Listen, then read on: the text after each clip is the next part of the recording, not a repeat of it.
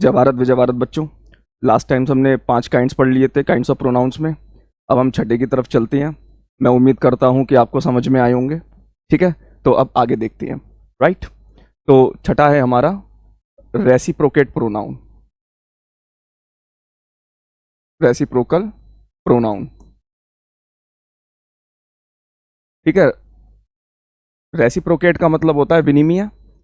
ठीक है, तो कहने का मतलब है कि अगर आपने किसी के लिए कुछ किया तो एवज में आपको भी कुछ उसमें मिला, यानी दो लोगों में या दो से ज़्यादा लोगों के बीच में होने वाली जो भी संभावनाएं हैं उसके लिए हम रेसिप्रोकल का यूज़ करते हैं। ठीक है, तो वो होते हैं आपके, वो दो हैं। एक है आपका ईच अदर, ठीक है, और दूसरा है वन अनदर। दूसरा है वन अनदर, ठीक है। ईच अदर जो है वो दो लोगों के लिए यूज होता है, for to persons, for to persons.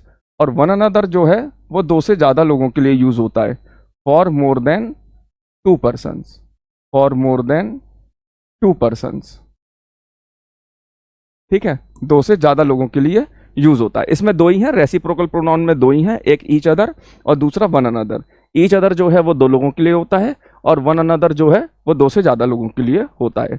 जैसे Ram and Shyam, Ram and Shyam help each other.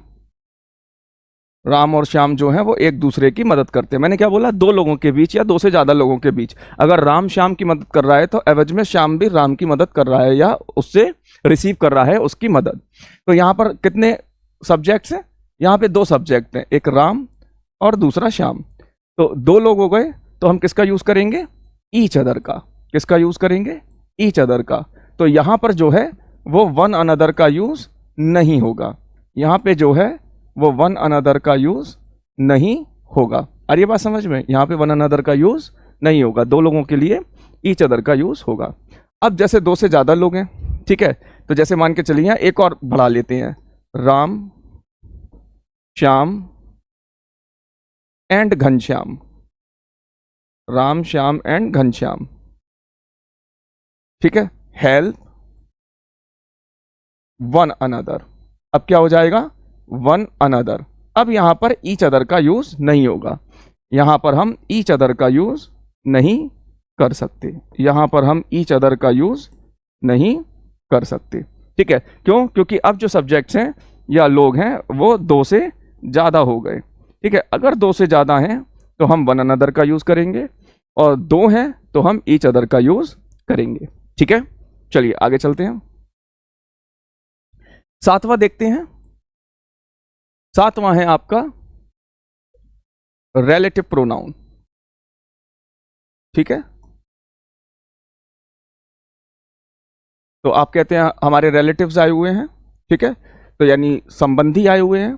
ठीक है, तो संबंधी से बना हुआ है ये, इसका मतलब है संबंधवाचक। संबंधवाचक सर्वनाम।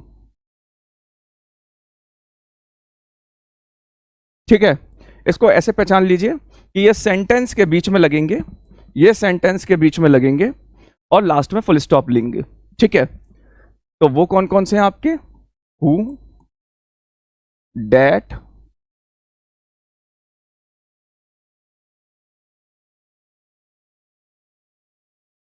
which, whose, whom, what, etc. ठीक है, आ रही है बात समझ में? और आठवां है आपका इंटेरोगेटिव प्रोनाउन। इंटेरोगेटिव प्रोनाउन, ठीक है, यह भी लगभग लगभग रिलेटिव प्रोनाउन इसमें आपको मिलेंगे। Who, which, whose, whom, what, etcetera. ठीक है, ऊपर भी यही लिखे हैं लगभग, नीचे भी यही लिखे हैं और भी हैं। ठीक है, तो अंतर क्या है? मैंने आपको बताया ऊपर वाले में ये सेंटेंस के बीच में आएंगे, और लास्ट में फुल स्टॉप लेंगे, क्योंकि ये इंटरोगेटिव नहीं असर्टिव बनाएंगे। ये कैसे सेंटेंस बनाएंगे? ये जितने भी हैं आपके, ये जितने भी हैं आपके, ये सारे के सारे असर्टिव सेंटेंस बनाएंगे, ठीक है, इंटरोगेटिव नहीं बनाएंगे, ठीक है। और ये बात समझ में?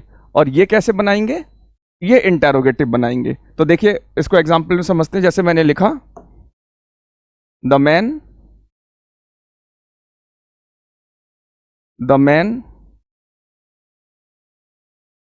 Who is standing there, the man who is standing there is my uncle, ठीक है। तो देखिए the man is my uncle एक क्लॉज है, और इज स्टैंडिंग देयर एक क्लॉज है। तो उसको जोड़ने के लिए, उसको जोड़ने के लिए एक हमने प्रोनाउन का यूज किया हु। तो ये हु क्या है? रिलेटिव प्रोनाउन है। ये हु क्या है? रिलेटिव प्रोनाउन है। तो हमने क्या कहा? सेंटेंस के बीच में आएगा और लास्ट में फुल स्टॉप लेगा, और ये लास्ट में फुल स्टॉप लगा हुआ है, ठीक है। यानी इसने इंटेरोगेशन नहीं करी, इंटेरोगेटिव नहीं है। ये सेंटेंस की स्टार्टिंग में आएगा इंटेरोगेटिव, और लास्ट में क्वेश्चन मार्क लेगा, लास्ट में क्वेश्चन मार्क लेगा। जैसे हु आर यू, तो स्टार्टिंग में आया और लास्ट में क्वेश्चन मार्क ले लिया, ठीक है। तो रिलेटिव प्रोनाउन संबंधवाचक, ये संबंध बताएंगे कि कौन क्या कर रहा है, ठीक है। और इंटेरोगेटिव, ये इंटेरोगेशन के लिए यूज होगा कि अगर आपको कोई प्रश्न पूछना है तो उसमें ये यूज होंगे, जिन्हें आप क्वेश्चन वर्ड्स भी कहते हैं। ये आपको क्वेश्चन वर्ड्स भी कहलाते हैं ना, क्वेश्चन वर्ड्स। तो इसका मतलब इसमें देखो ऐसे वर्ड्स जो क्वेश्चन क्रिएट करें, तो इसका मतलब ये क्वेश्चन क्रिएट करने के लिए यूज होंगे। नेक्स्ट है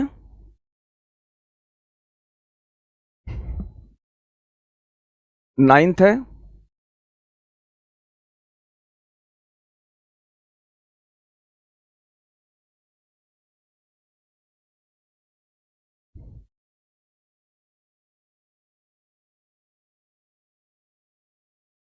इनडेफिनेट प्रोनाउन।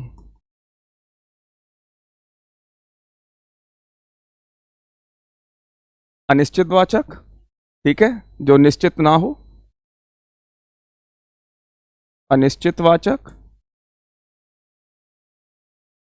जो निश्चित ना हो। वो कौन कौन से हैं? Some, any, something, no one, everybody, etcetera, ठीक है। आ रही है बात समझ में? हमेशा एक बात याद रखिएगा, ये जितने भी हैं जो बॉडी से बनते हैं,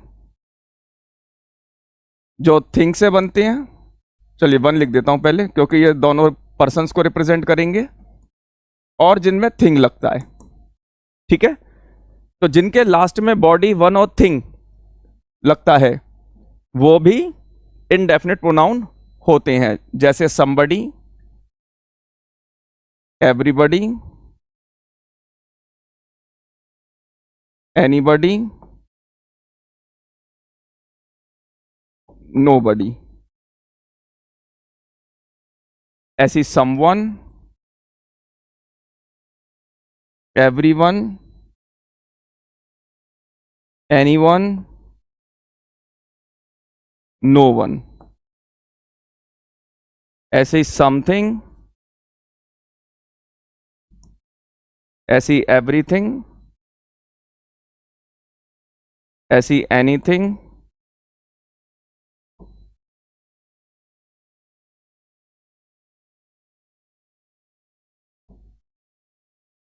और नथिंग।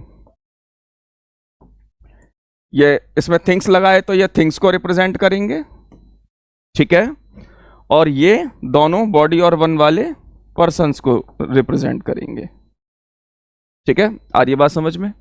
चलिए आगे चलते हैं।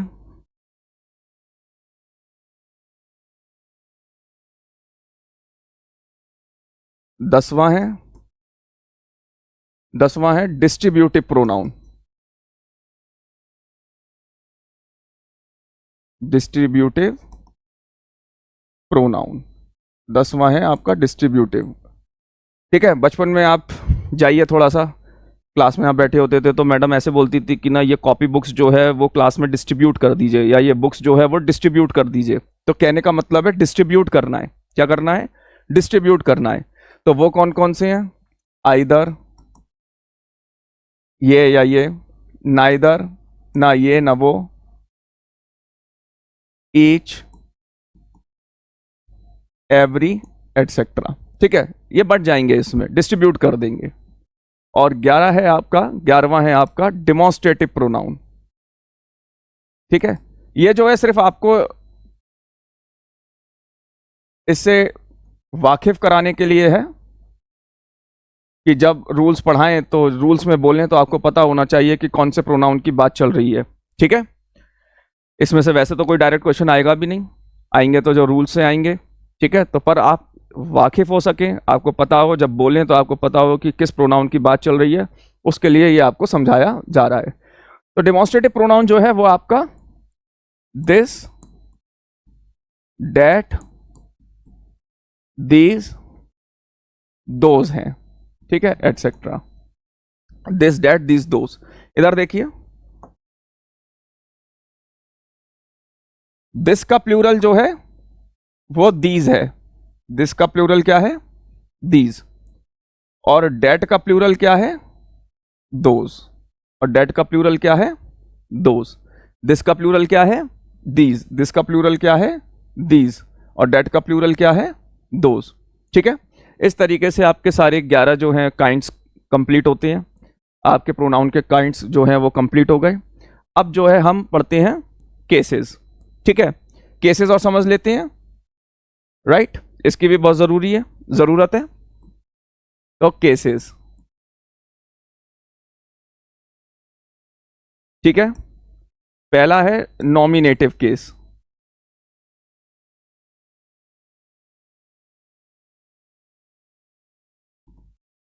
ठीक है, इसको हम सब्जेक्टिव केस भी कहते हैं।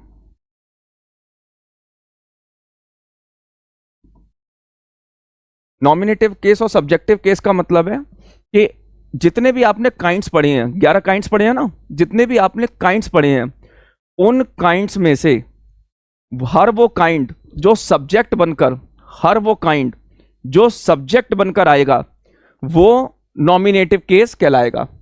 तो जैसे आप कुछ एग्जाम्पल तो ऐसे जानते हैं, I, we, you, he, she, it, दे।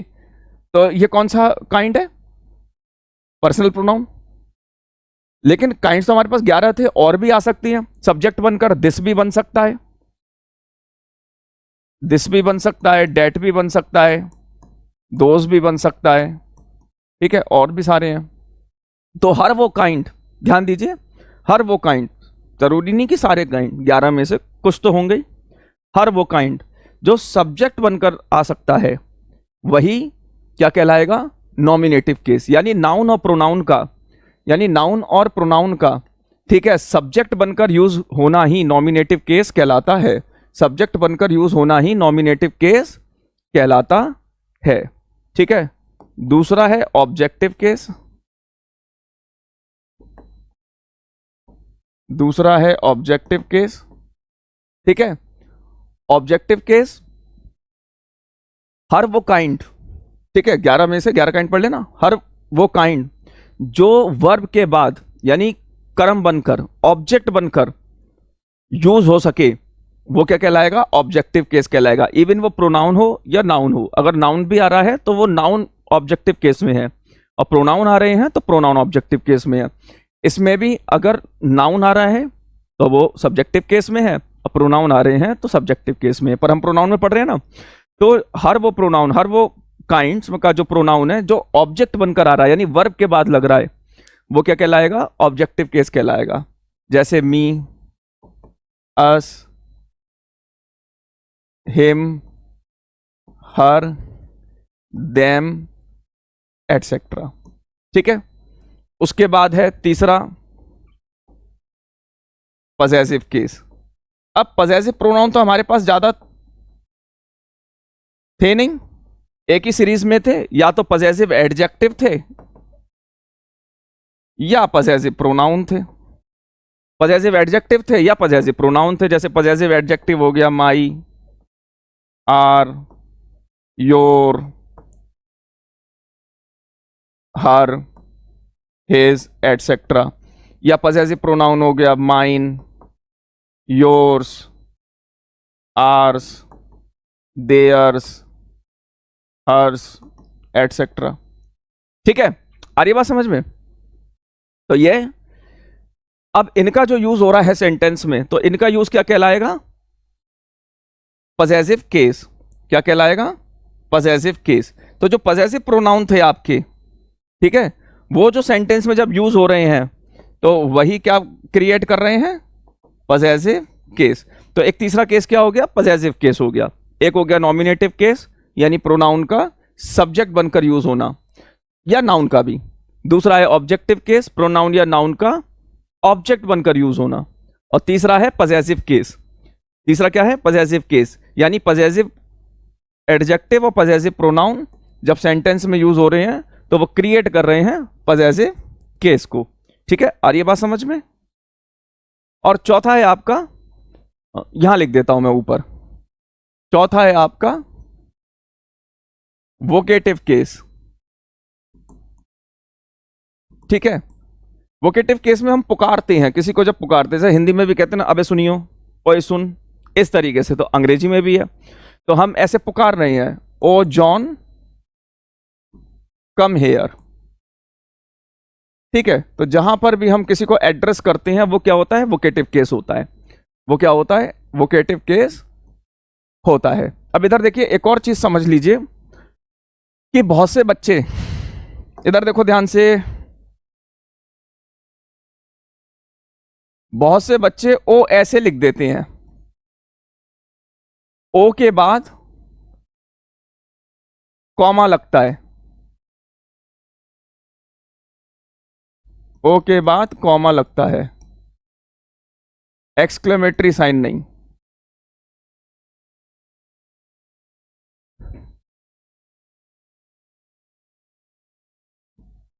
ठीक है, तो कभी भी ओ को ऐसे नहीं लिखना, ओ लिखें या ओ लिखें, कॉमा लगाइएगा। क्या लगाना है? कॉमा लगाना है। उसके बाद जिसका भी नाम यूज करें वहां पर एक्सक्लेमेटरी लगाइए। ओ के साथ बहुत से बच्चों का देखा है मैंने, लेकिन ओ के बाद एक्सक्लेमेटरी साइन नहीं लगता। एक आध किताब में भी मुझे मिल गया, वो शायद गलती से हो गया होगा, लेकिन ओ के बाद नहीं लगता। ठीक है, चलिए अब पढ़ते हैं पर्सन्स। अब हम पढ़ते हैं पर्सन्स।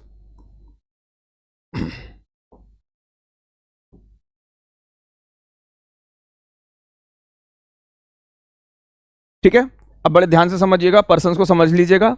यहां पर अगर आप पर्सन्स को समझ लेंगे तो जब हम नरेशन पढ़ेंगे तो वहां पर आपको नरेशन करने में आसानी रहेगी। जब आप डायरेक्ट से इनडायरेक्ट बनाते हैं तो आपको बड़ी दिक्कत होती है, कौन सा पर्सन कैसे बदलेगा। वहां पर भी आपको डिस्क्राइब कर देंगे, पर आप यहां पर समझ लेंगे तो आसान रहेगा वहां के लिए भी। ठीक है, तो चलिए इधर देखते हैं। तो पहला पर्सन है, पहला ही नंबर लगा है, और हमारा पर्सन है फर्स्ट पर्सन।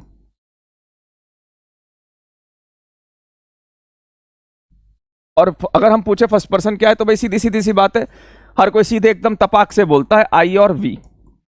तो सोचने वाली बात है कि हम आई और वी को फर्स्ट पर्सन क्यों मानते हैं? ही शी इट लिख देते, दे लिख देते, यू लिख देते, वी लिख, कुछ भी लिख देते, मतलब आई और वी फर्स्ट पर्सन क्यों है? उसका कोई लॉजिक तो होगा। तो वो लॉजिक समझ लीजिए। हमेशा याद रखिए, हमेशा याद रखिए, इधर देखिए, इधर देखिए, हमेशा याद रखिए, जो भी स्पीकर होता है, जो भी स्पीकर होता है और जो भी राइटर होता है, वो फर्स्ट पर्सन होता है। यानी बोलने वाला, मैं बोल रहा हूं ना, अभी मैं दीपक श्रीवास्तव बोल रहा है और आप लोग सुन रहे हो, तो मैं बोल रहा हूं, तो मैं कौन हूं? फर्स्ट पर्सन हूं। और मैं ही बोर्ड पर लिख रहा हूं, मैं बोर्ड पर लिख रहा हूं, तो मैं ही फर्स्ट पर्सन हूं। ठीक है, दूसरे पॉइंट पर है, दूसरे नंबर पे है सेकंड पर्सन।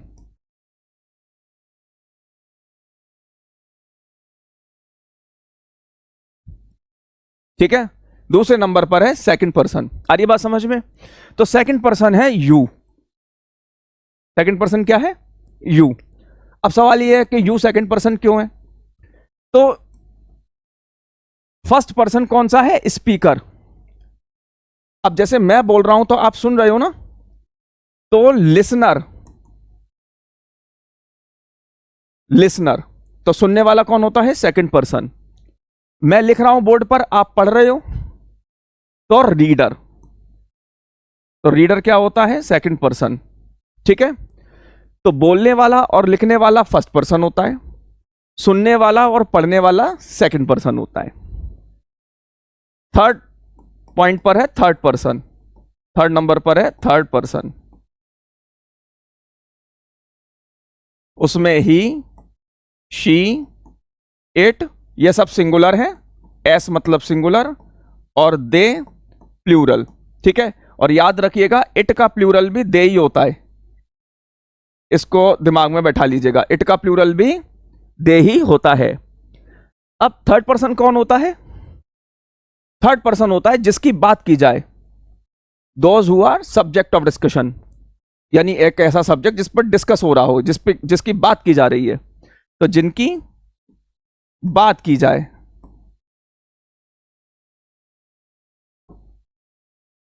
ठीक है, अब मान के चलो जैसे मैं बोल रहा हूं तो मैं फर्स्ट पर्सन, आप सुन रहे हो, आप सेकंड पर्सन, और मान के चलो मैंने आपके माता पिता के बारे में कोई बात कही, तो वो क्या हो जाएंगे? Third person. अब माता की बात करी तो शी हो गए, तो सिंगुलर। पिता की करी ही हो गए, तो अभी सिंगुलर। और माता पिता दोनों की करी तो वो दे हो गए, तो प्लूरल। तो देखिए ही, शी और दे आ रहा है। ठीक है, आ रही है बात समझ में? और ये पर्सन टू पर्सन वेरी करती हैं। अब मान के चलो मैंने आपसे कोई बात कही, मैं फर्स्ट पर्सन हूं, आपने सुनी, आप सेकंड पर्सन है। अब आपने मुझसे कोई बात कही, तो उसी कन्वर्जेशन में आप जो हैं, जो संवाद हमारा चल रहा है, आप जो हैं फर्स्ट हो गए, और अब मैं आपकी बात सुन रहा हूं, मैं सेकंड हो गया।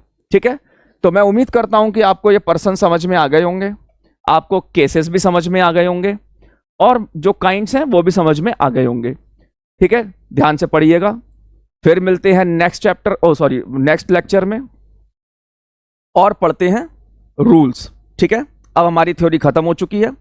नेक्स्ट लेक्चर में हम जो है वो रूल्स देखेंगे। जय भारत, विजय भारत बच्चों।